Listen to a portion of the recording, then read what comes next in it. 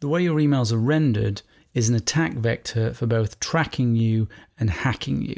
When you view emails with either an email client or a browser, the application renders the content of what's been arbitrarily sent to you in that email by anybody.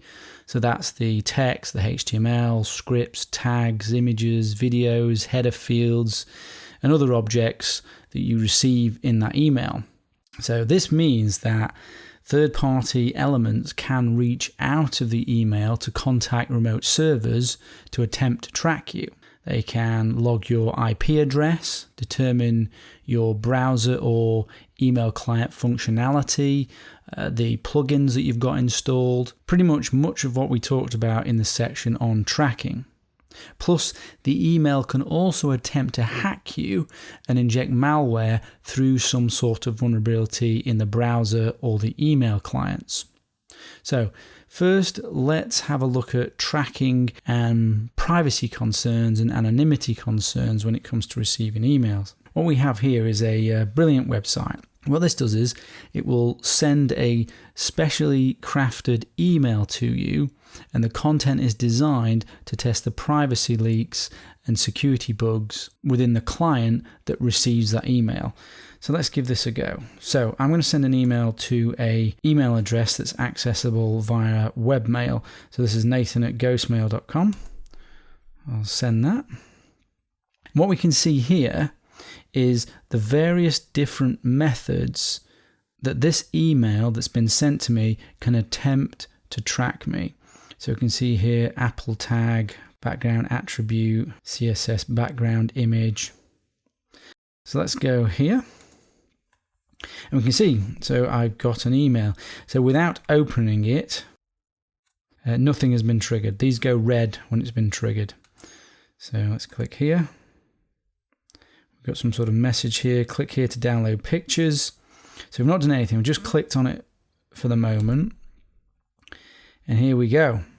So these three elements, both CSS, HTML elements, have been triggered, sending information back to this remote server. So it knows essentially where I am. It's IP address here, and it knows the browser that I'm using, and potentially it can figure out more information as well.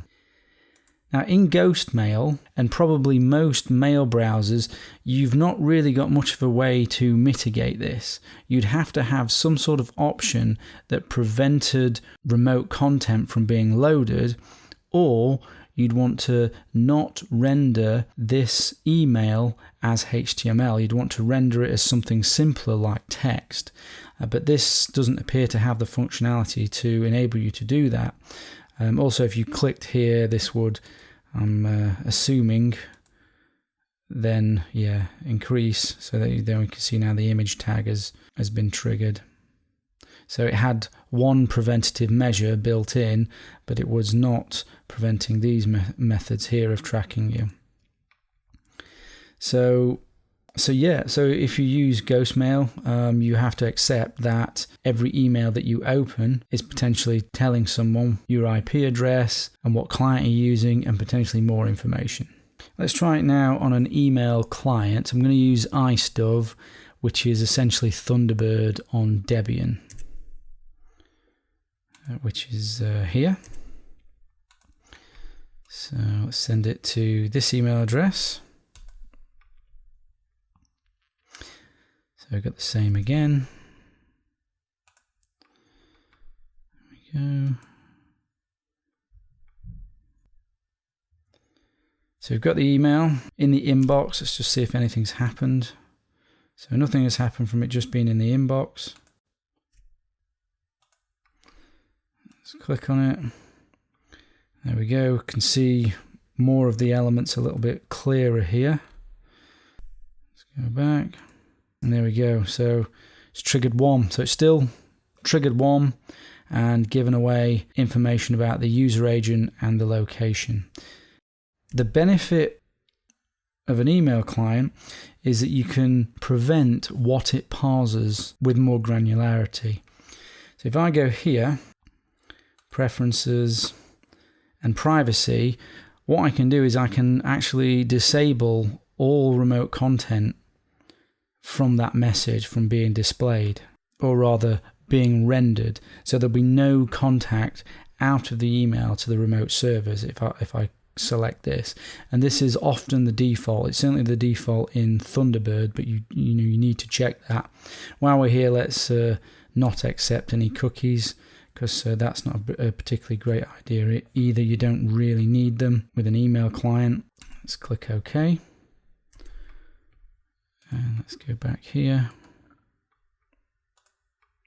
And let's send another message. And let's click here. So what you'll see is you'll get a message saying there is remote content. What do you want to do about it? And it gives us some preferences here. Do we want to contact this server, this server? Do we want to contact all of them? And let's see if it's triggered anything. So no, it's not triggered anything. We're escaping the tracking and we're not contacting the remote server. Problem is, obviously some of the functionality won't work. Depending on what it is, remote embedded images, movies, things like that. Another way to prevent the content from being parsed is to view messages as plain text. If you view messages as plain text only, then it's not parsed. So that will really reduce the chance of you being tracked. So that's tracking. Now let's consider hacking. We've talked about browser and server vulnerabilities. So we know that webmail, like so, can be hacked. You can have vulnerabilities in the email clients like Thunderbird, like Outlook. And there's a recent example called Badwin Mail, which is a really bad vulnerability in Outlook. Let me just quickly show you. So let's press play here. What the guy's doing is sent an email to the recipient, and straight away this email has launched Calc, which means it can launch anything. All it needs to do, send an email. It's a specially crafted flash or other type of exploit that's been packed and delivered via something called TNEF email, or a message attachment. If you want to know more about Badwin Mail, then give this report name a search and you can find out a little bit more. It's quite an interesting one. Now, to mitigate both tracking and hacking when emails are rendered, you should be using compartmentalization where possible. All the other relevant security controls detailed throughout the course, like sandboxing, updates, disabling functionality, using plugins, anonymizing services if warranted. All those things will help mitigate email tracking and hacking. Specifically, also, as we've gone through, you need to find if you can disable the automatic downloading of remote content when you click on the message. This should be possible in email clients, but not possible in webmail, as I've mentioned. And it was here, preferences, privacy for Thunderbird, and that one needs to be disabled. You also want to disable cookies as well, make sure it doesn't record any history. And the other option that I mentioned was here, view messages as plain text. I would also suggest that a browser is more vulnerable to being exploited and dropping malware on your machine than an email client like Thunderbird.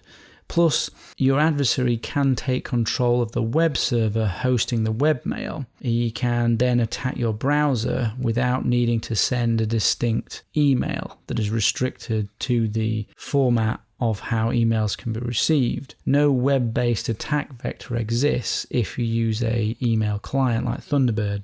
I recommend the email client Thunderbird for security, or iStuff, which is called in Debian. If anonymity and privacy is important to you, then using webmail isn't really encouraged by me.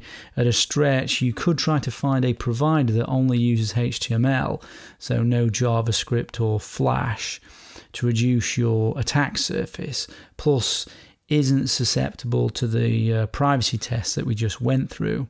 That's a pretty good test. If you care about attribution, you really have to assume the webmail is tracking you and use an anonymizing service. In your situation, it may not be a good idea to keep emails on the client, which restricts your use of an email client like Thunderbird. It might be safer to keep them just on a server that's out of the sphere of influence of your adversary, and therefore you do want to use webmail. In this case, you should set up an environment with isolation and compartmentalization that I've mentioned, plus anonymization services, all the good security controls discussed on the course, where you make it so that a browser compromise is controlled because you are planning for it to happen. For high security, privacy, and anonymity with email, I recommend Thunderbird, PGP, and not using webmail if you can get away with it. And importantly, delete sensitive emails after you've read them, and always follow the OPSEC rules.